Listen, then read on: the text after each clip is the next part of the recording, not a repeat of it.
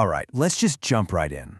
There is something huge going on, kind of behind the scenes of our digital lives. It's like a seismic shift, and it's all being driven by this insane global race for AI. And we're going to break down what that actually means, because trust me, it affects pretty much everything.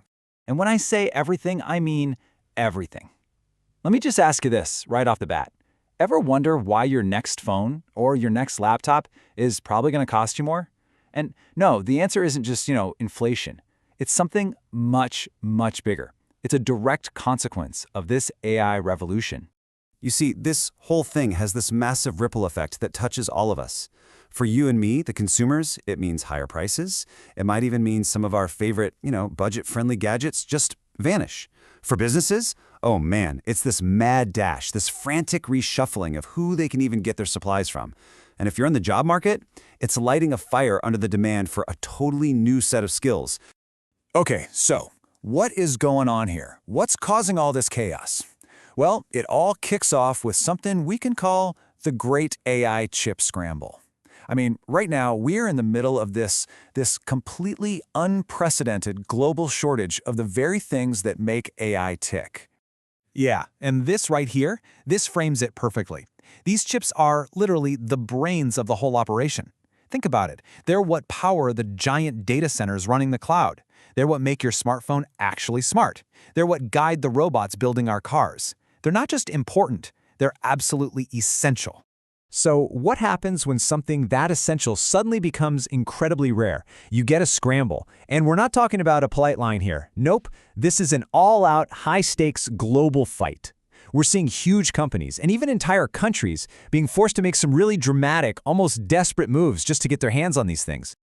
All right, so in the middle of this massive scramble, how is everyone responding? What's the big play?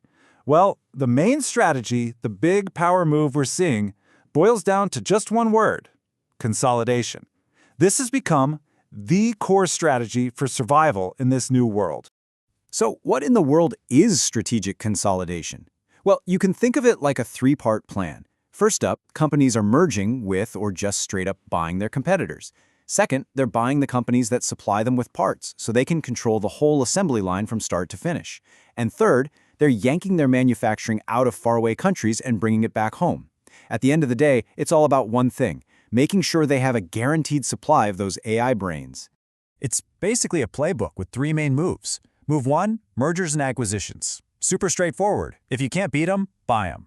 Move 2, the local for local strategy. This means building your factories, your fabs, right where you sell your stuff. And then there's move 3, which is kind of fascinating. It's called a compute for equity swap.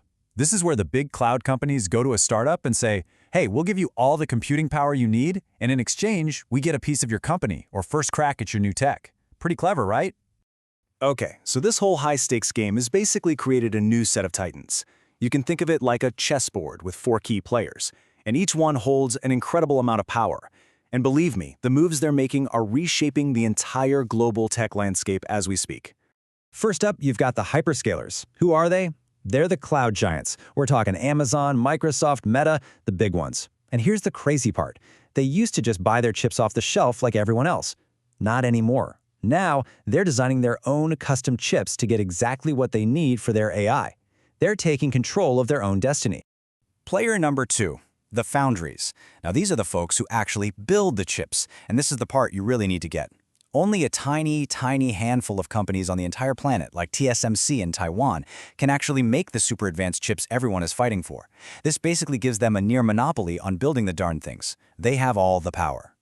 All right, our third player is a really critical piece of the puzzle, but they're also a struggling one: the memory suppliers. See, these insane AI chips need a very special kind of super fast memory to work properly. And right now, the demand for it is through the roof, and supply just can't keep up. So these companies have become this massive bottleneck in the whole system, and everyone is scrambling to either buy them or lock them into a partnership. And that brings us to our fourth and final player: governments. Yeah, entire nations. They're all waking up to this idea of technological sovereignty. Basically, they're realizing, whoa, we can't afford to be dependent on another country for something this important. So what are they doing? They're throwing billions of dollars in subsidies, you've probably heard of the CHIPS Act here in the US, to try and convince these companies to build their factories back on home soil. So you've got all these titans making these huge moves, consolidating all this power, trying to lock down their supply chains. But a strategy this big doesn't come for free. There's a price to be paid for all this power, and it comes with some pretty serious consequences and some major risks. And this lays it out perfectly. This shows you the straight line from the big AI boom right down to your wallet. It's a pretty simple cause and effect chain, right? The demand for AI explodes, which creates a massive supply shortage. That shortage forces companies into this whole consolidation strategy. What does that do? It leads to way fewer suppliers to choose from. And what happens when you have less competition and insane demand? Yep, higher prices for you and me. And this right here really gets to the core problem, the central tension of this whole thing. On the one hand, the goal sounds great, right? Create a secure, super efficient supply chain that can't be messed with. But here's the risk, the big paradox. In trying to make things secure, they might be creating something even more dangerous. A really fragile system where everybody depends on just one or two giant companies. If just one of them has a problem, the whole thing could grind to a halt. Total gridlock. And believe me, the risks don't stop there. For one, governments could just step in and block these massive mergers, to stop monopolies from forming. Then there's the energy problem. These new factories and the data centers they power need an absolutely insane amount of electricity. Our power grids might not be able to handle it. And of course, let's not forget, a lot of this stuff is still concentrated in some pretty, let's say, geopolitically tense parts of the world.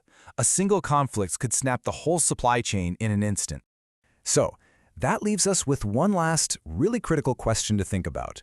In this frantic global race to own the future of AI, it seems like everyone has decided that consolidation is the one and only answer.